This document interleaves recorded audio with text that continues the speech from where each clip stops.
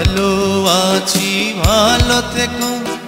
বাংলাদেশের চলচ্চিত্র ইতিহাসে এমন কিছু নাম আছে যেগুলো সময়ের সীমানা পেরিয়ে আজও মানুষের হৃদয়ে অনুরণন তোলে। সালমান শাহ সেই নামগুলোর শীর্ষে। মাত্র 4 বছরের ক্যারিয়ারে তিনি হয়ে উঠেছিলেন এক অনন্য নায়ক, যিনি বদলে দিয়েছিলেন বাংলা সিনেমার ধারা, দর্শকের রুচি, এমনকি নায়কের সংজ্ঞাও। কিন্তু তার আকস্মিক মৃত্যু যেন এক অমীমাংসিত রহস্য, যা আজও পুরো জাতিকে নাড়া দেয়। মৃত্যুর প্রায় 3 দশক পরও এই রহস্যের জট খোলেনি, বরং সময়ের সঙ্গে সঙ্গে তা আরও জটিল হয়ে উঠেছে। 1996 সালের 6 সেপ্টেম্বর সকালবেলা ঢাকার ইস্কাটন প্লাজার একটি ফ্ল্যাটে তার নিথর দেহ পাওয়া যায়। মাত্র 25 বছর বয়সে জীবন ও ক্যারিয়ারের শীর্ষ মুহূর্তে এমন মৃত্যু কেউই সহজে মেনে নিতে পারেনি। প্রথমে ঘটনাটি আত্মহত্যা হিসেবে নথিভুক্ত হয়। পুলিশের প্রাথমিক তদন্ত, ময়নাতদন্ত রিপোর্ট সবই ইঙ্গিত দেয় আত্মহত্যার দিকে। কিন্তু দর্শক, ভক্ত, এমনকি তার পরিবারও শুরু থেকেই এই ব্যাখ্যা মানতে অস্বীকৃতি জানায়। তাদের বিশ্বাস সালমান শাহ আত্মহত্যা করেননি, তাকে হত্যা করা হয়েছে।